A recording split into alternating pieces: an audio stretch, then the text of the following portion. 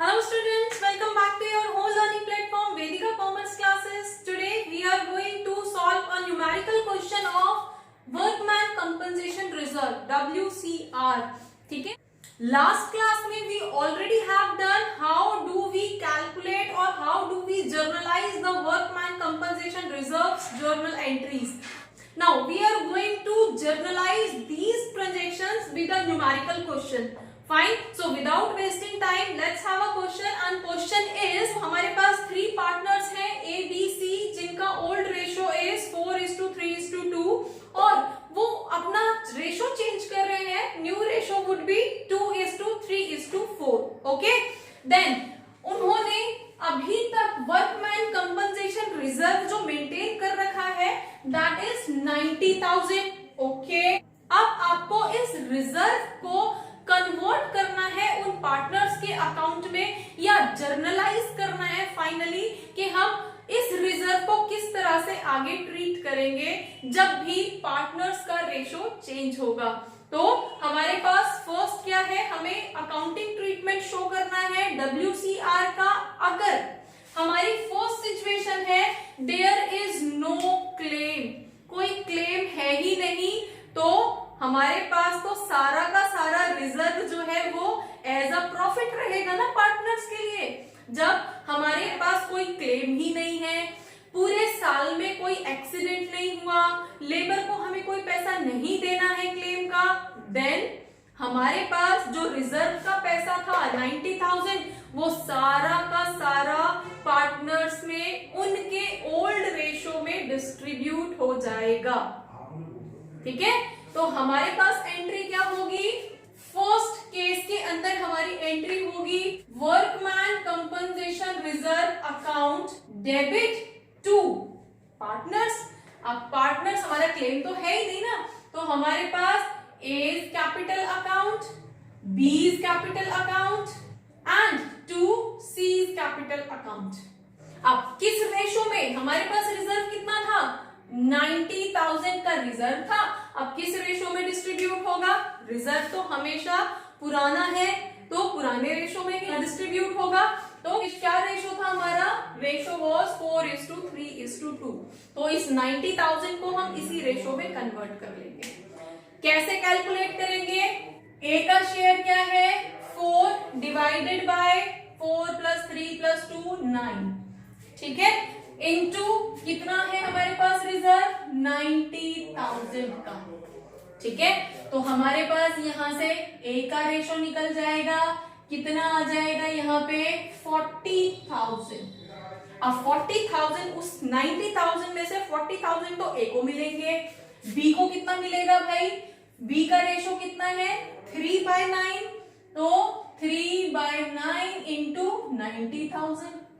तो हमारे पास यहाँ पे अगेन कितना आ जाएगा 30,000 B के हिस्से में आएंगे और C का कितना हो जाएगा 2/9 इंटू 90,000. तो हमारे पास यहाँ पे 20,000 जो है वो C को मिलेंगे. ठीक है, तो हमारे पास क्या रहेगा, A की कैपिटल में 40 का प्रॉफिट हो गया, B को 30,000 क्रेडिट कर दिए जाएंगे और C के अकाउंट में 20,000 क्रेडिट कर दिए जाएंगे और हमारा जो टोटल रिजर्व है वो पार्टनर्स में डिस्ट्रीब्यूट हो जाएगा. अब next case is if no information of claim. अब हमें क्लेम कितना हुआ है पूरे साल में ऐसी कोई इंफॉर्मेशन दी नहीं है, इट मीन्स कोई ऐसा केस हुआ ही नहीं होगा. Again the entry would be same. जब कोई इंफॉर्मेशन ही नहीं दी हमें क्लेम की तो सारा का सारा पैसा पार्टनर्स के हिस्से में बांट दिया जाएगा, सारा का सारा पैसा जो है वो पार्टनर्स के अकाउंट में क्रेडिट कर दिया जाएगा. ठीक है, now next case is claim is 45,000. If claim is 45,000 तो हमारा क्लेम 45 है और रिजर्व कितना था 90. अगेन हमारे लिए पैसा बचेगा तो 45 तो हम पहले क्लेम सेटल कर देंगे 90 में से और बाकी बचा हुआ 45 पार्टनर्स में उनके ओल्ड रेशो में डिवाइड कर दिया जाएगा, डिस्ट्रीब्यूट कर दिया जाएगा. ठीक है, तो एंट्री क्या होगी हमारी थर्ड, क्योंकि सेकंड तो सेम ही होगी फर्स्ट जैसी. तो हमारे पास क्या होगा, workman compensation reserve account debit कितना है 90,000, ठीक है। उसमें से हमने workman compensation claim, provision for workman compensation claim account कितना 45 का तो क्लेम हो गया। अब बचा हुआ 45 पार्टनर्स में बटेगा, तो हमारे लिए अब पार्टनर्स में क्या, A's capital account, to B's capital account and to C's capital account, तीनों पार्टनर्स में उनके ओल्ड रेशो में डिस्ट्रीब्यूट कर दिया जाएगा। अब हम कैलकुलेट कर लेते हैं अगेन।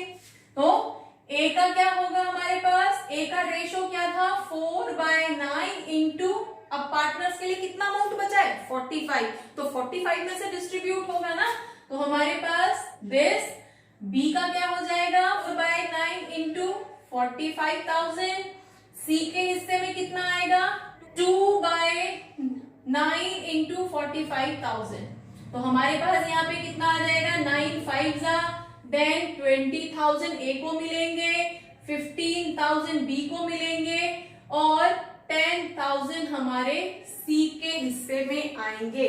यहाँ पे मेंशन कर देते हैं, ए को कितना मिल रहा है 20,000, बी को कितना मिल रहा है 15,000 और सी के हिस्से में कितने आएंगे 10,000।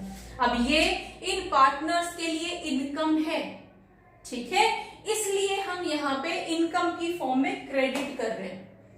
क्लियर। अब next entry is if claim is 99,000 और 99,000 इज मोर देन रिजर्व, क्योंकि रिजर्व तो हमारा 90,000 का था, तो बचे हुए 9,000 जो हमें चाहिए वो कहां से आएंगे, वो रिवैल्यूएशन अकाउंट से आएंगे। और रिवैल्यूएशन के अंदर कहां से आएगा पैसा, पार्टनर्स के अकाउंट से डेबिट करके रिवैल्यूएशन में डाला जाएगा और फिर रिवैल्यूएशन से इन लोगों को क्लेम पे किया जाएगा, ठीक है। तो एंट्री हमारी क्या रहेगी, यहाँ पे फोर्थ एंट्री हम कर रहे हैं वर्कमैन कंपनसेशन रिजर्व अकाउंट के अंदर तो सिर्फ 90,000 थे हमारे पास, रिजर्व तो 90 का था, बाकी का 9,000 हमें और चाहिए, तो बाकी का 9,000 कहां से आएगा, रीवैल्यूएशन अकाउंट डेबिट 9,000 हो गया, तो अब हमारे पास फाइनली 99 हो गया। तो to provision for workman compensation claim account, इस तरह से हमारा workman compensation claim account settle होगा।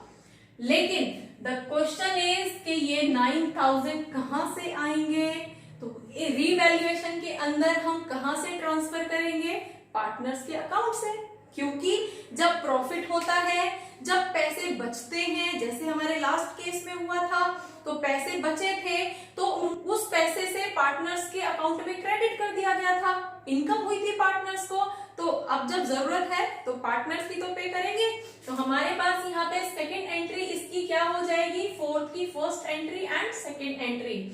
अब पार्टनर्स ए के account, A's account, B's capital account को डेबिट किया जाएगा, सी के कैपिटल अकाउंट को डेबिट किया जाएगा, तीनों पार्टनर्स के अकाउंट को उनके ओल्ड रेशो में डेबिट किया जाएगा to revaluation account. Finally revaluation में जो 9,000 रुपीज आएंगे वो इन तीनों पार्टनर्स से डेबिट किए जाएंगे, और अब 9,000 में से कौन कितना पे करेगा वो हम कैलकुलेट कर लेते हैं। तो हमारे पास हमें चाहिए क्या, ए का शेयर कितना रहेगा, हमारे पास ए का रेशो कितना है 4/9 इंटू चाहिए कितना हमें 9,000, तो इसको देना पड़ेगा 4,000। बी कितना देगा 3/9 इंटू 9,000, तो हमारे पास यहाँ पे ये 3,000 देगा, और सी कितना देगा 2,000 रुपीज, टोटल हमारे 9,000 हो गए, ठीक है। हम यहाँ पे मेंशन कर देते हैं 4,000 ए देगा, 3,000 बी देगा और 2,000 जो है वो सी देगा। फाइनली हमारे रीवैल्यूएशन के अंदर 9,000 इकट्ठे हो जाएंगे और फिर ये रीवैल्यूएशन से कहां ट्रांसफर होगा, रीवैल्यूएशन अकाउंट से वर्कमैन कंपनसेशन क्लेम की पेमेंट होगी, ठीक है। तो जब भी हमारे पास शॉर्टेज हो जाती है रिजर्व की, उस टाइम पे पार्टनर्स के अकाउंट से हेल्प ली जाती है। ठीक है, तो उस केस में हमेशा हमारे पास इस तरह से 2 एंट्रीज होती हैं। ठीक है, अब नेक्स्ट केस पे आते हैं। नेक्स्ट केस इज अगर क्लेम 90,000 है तो कोई बात नहीं, 90 तो हमारे पास रिजर्व ही मेंटेन था, क्लेम जो है वो रिजर्व से ही सेटल हो जाएगा। तो हमारे पास यहाँ पे एंट्री क्या रहेगी, fifth, workman compensation reserve account debit, कितना 90,000 ही चाहिए ना, तो क्लेम कितना हो रहा है, to provision for workman compensation claim account 90,000।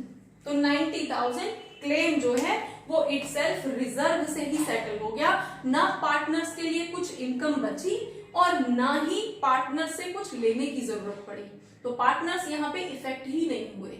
ठीक है, रिजर्व मेंटेन था, उसी से हमने क्लेम सेटल कर दिया। क्लियर? अब नेक्स्ट स्टेटमेंट पे आते हैं। इफ क्लेम इज 36,000, तो 36 तो हमारे रिजर्व में से एडजस्ट हो जाएगा और बाद में पार्टनर्स के लिए इनकम भी बचेगी। तो अगेन ये तो हमारा सेम कुछ इस तरह का क्वेश्चन है ना, जैसे जब क्लेम 45,000 था तब एंट्री की थी, तो हमारे पास यहाँ पे एंट्री क्या हो जाएगी, workman compensation reserve account debit 90,000 to, सबसे पहले तो हम वर्कमैन कंपनसेशन क्लेम को एडजस्ट करेंगे, कितना 36,000। नाउ अब हमारा 90,000 में से 36,000 तो क्लेम का एडजस्ट हो जाएगा, बचा हुआ पैसा पार्टनर्स के अकाउंट में क्रेडिट कर दिया जाएगा और बचा कितना है हमारे पास 54,000। 90,000 माइनस 36,000 इट मींस 54,000 जो है वो पार्टनर्स के लिए हमारे पास यहाँ बचा है। अब इस 54,000 में से किस पार्टनर के हिस्से में कितना आएगा वो हम यहाँ पे कैलकुलेट कर लेते हैं। वापस अपनी कैलकुलेशन की तरफ चलते हैं। ए का शेयर कितना था 4/9 और अब हमें किस में से रेशो निकालना है, 54,000 में से रेशो निकालना है। तो हमारे पास यहाँ पे कितना आ जाएगा 24,000, 18,000 एंड 12,000। फाइन, तो अब हम यहाँ पे क्रेडिट कर देते हैं। ए के हिस्से में आएगा 24,000, बी के हिस्से में 18,000 और सी के हिस्से में 12,000 यहाँ पे आएंगे। तो इस तरह से 54,000 हमारे पार्टनर्स के अकाउंट में क्रेडिट हो जाएगा। ठीक है, होपफुली आपको वर्कमैन कंपनसेशन रिजर्व कैसे कैलकुलेट करते हैं, उनको कैसे जर्नलाइज करते हैं, क्यों पार्टनर्स के अकाउंट को क्रेडिट किया जाता है, रीवैल्यूएशन का क्या रोल होता है, ये सब चीजें समझ आई होंगी। For more keep watching, keep learning. Thank you.